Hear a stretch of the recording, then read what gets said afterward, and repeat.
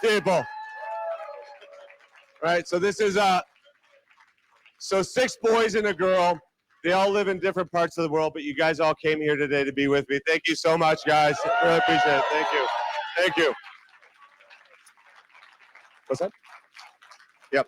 So when we were first got to South Florida when I was a kid, I was 5 years old. I thought it was a field trip. I didn't know what we were doing, and I wanted to become a U.S. citizen really badly. That was something that was really important to me. Even though I thought it was kind of cool that I had a card that said I was an alien, I thought maybe I wanted to be a citizen. That would be better. And as you may have heard the story, I studied our founders and the Declaration of Independence and the Constitutional Convention. And it's amazing because in 1789, when Sherrod Brown went into D.C., I never thought we'd be here with him still in office. But you know, in all seriousness, so think about it, this guy's been in office since Richard Nixon was president. This guy's been an elected office, never had a job in the private sector. And what does he do? He says he advocates for working class Americans. So let's dissect that for a second. Under Sherrod Brown's watch, China has gone from a $4 billion trade deficit to a $235 billion a year trade deficit with America. The middle class in this country has shrank under his watch. We've lost factory after factory under his watch.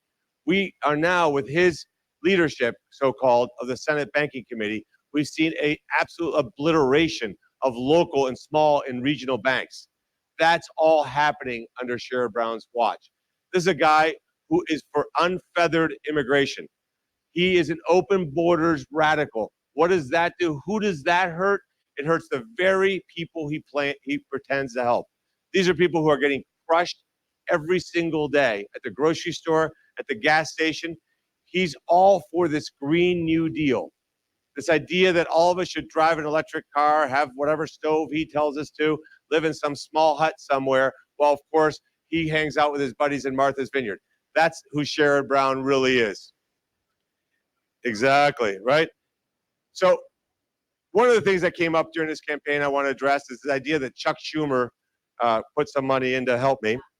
And if helping me means running really mean and horrible ads about me, but one of the things that people say, well, yeah, but he said that you were tied to Trump. Let me just say something. I wear with honor my endorsement from President Trump. I wear that with a badge of honor. Because under President Trump, this nation was safer. It was more secure. We had prosperity around the world. We had generationally low interest rates, and we had generationally low inflation. Under Joe Biden, everything is objectively worse. Here's what I wonder. I wonder whether Sherrod Brown is going to wear with honor his 99% voting record with Joe Biden. Whether Joe Biden is the kind of person that he likes to associate with, because I would predict this. If Joe Biden enters Ohio, Sherrod Brown's going to fly out of here like a scared cat, right? Because he's going to try to pretend he's not with Sherrod, but he's Sherrod Brown's absolute enabler in the United States Senate. And then who does Sherrod Brown answer to? He doesn't answer to we the people. He answers to Elizabeth Warren. Right? He takes his orders. He's literally her lapdog. She tells him to bark. He says bark. He barks. That's who Sherrod Brown is, and that's who will expose him. Now, here's the good news, and here's the bad news. The good news is we're going to win this race in November.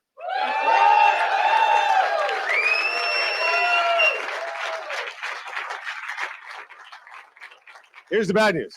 The bad news is Sherrod Brown will have all kinds of resources from every corner of America except for Ohio.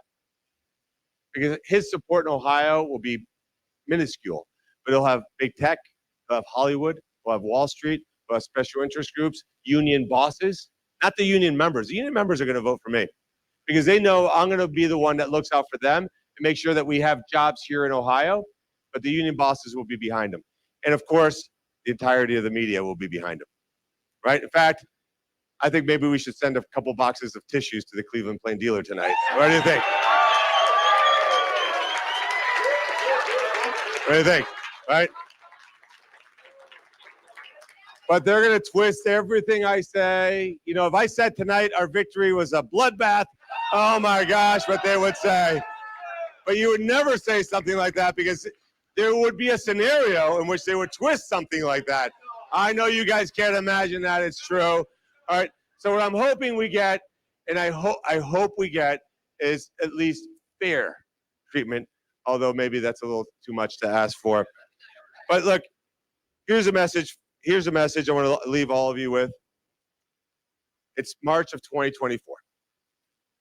Things seem dire in our country today.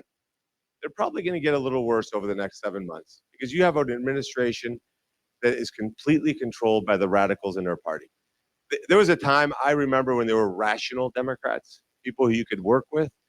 Those people may still exist, but they're controlled by the absolute extremists in their party.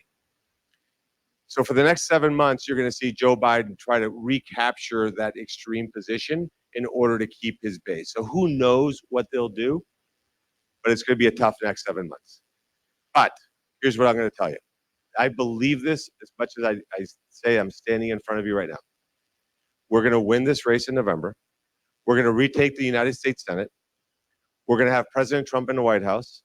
We're going to get the America First agenda done. What does that mean? Let me give you 5 things we're going to do. Number one, we're going to have a safe and secure border where people only come into this country legally.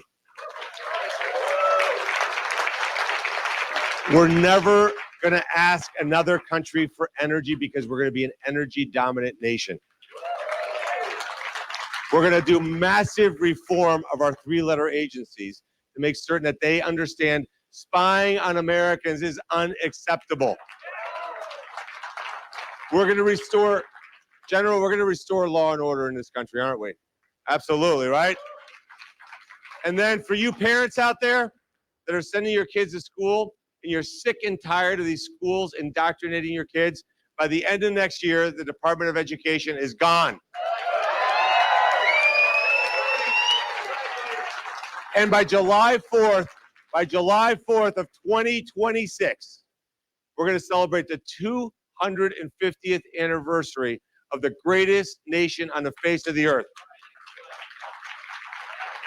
And when we have that celebration, we're going to talk about how freedom and liberty is back, government's off our back, and I'm going to end where I started.